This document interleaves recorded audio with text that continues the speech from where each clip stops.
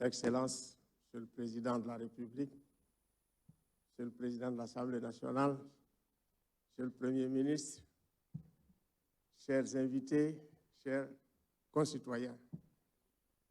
Africa Jom Center se réjouit de cette initiative. Ce moment, pour nous, c'est un moment historique. C'est un moment exceptionnel de communion entre les gouvernants et les gouvernés. Parce que les premiers dysfonctionnements qu'on observe dans la démocratie, c'est en réalité ce déficit de communication entre gouvernants et gouvernés.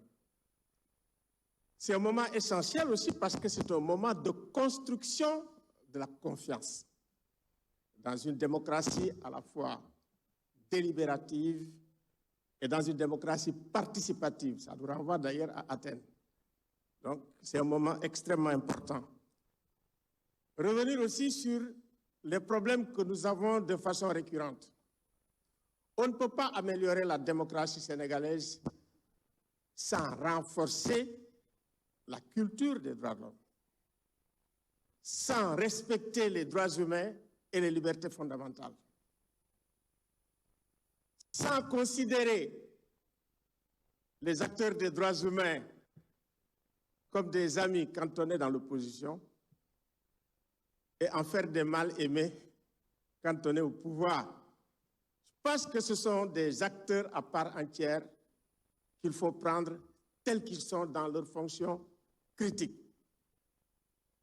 Parce que dans les deux précédents pouvoirs que nous avons, après les changements de régime, ce que nous avons observé depuis le président Wade, vous m'excusez, c'est la faiblesse et l'affaiblissement des institutions des droits de l'homme. Prends le Comité sénégalais des droits de l'homme, par exemple. Donc, renforcer les institutions des droits de l'homme, ce qui a été fait avec la création de la Commission nationale des droits de l'homme, c'est important. C'est important parce que pendant la crise que nous avons traversée, le premier problème que nous avons, c'est qu'il fallait faire une enquête impartiale de tout ce qui s'est passé et la meilleure institution pour le faire et qui ne l'a pas fait, c'est l'Institution nationale des droits de l'homme. La crise de 2021 et de 2024. Dans un pays où ça marche, c'est l'Institution nationale des droits de l'homme qui fait le point, qui établit les responsabilités après une enquête impartiale, après une enquête professionnelle.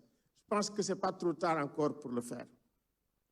Excellence, Monsieur le Président, le problème que nous avons aussi, c'est de repenser l'architecture institutionnelle en révisant l'hyperprésidentialisme sénégalais, en instaurant un jeu d'équilibre des pouvoirs.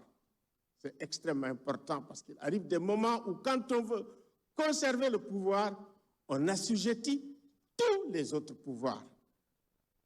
On assujettit tous les autres pouvoirs. Et ça, c'est un problème. Créer un équilibre et une harmonie entre l'état de droit et l'état social.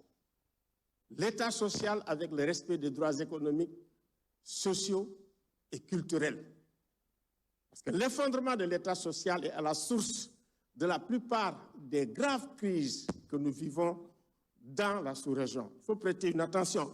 En réalité, c'est le modèle libéral qui a carrément fait effondrer l'état libéral, pas seulement en Afrique, mais un peu partout dans le monde.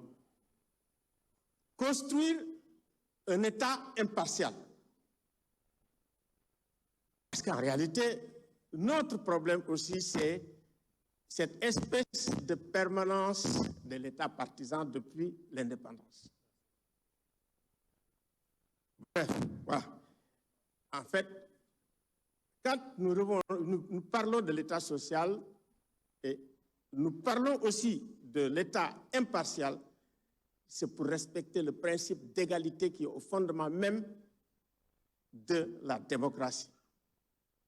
l'égalité dans l'accès à la fonction publique, je pense que c'est une question qui mérite d'être étudiée. Merci. Merci beaucoup.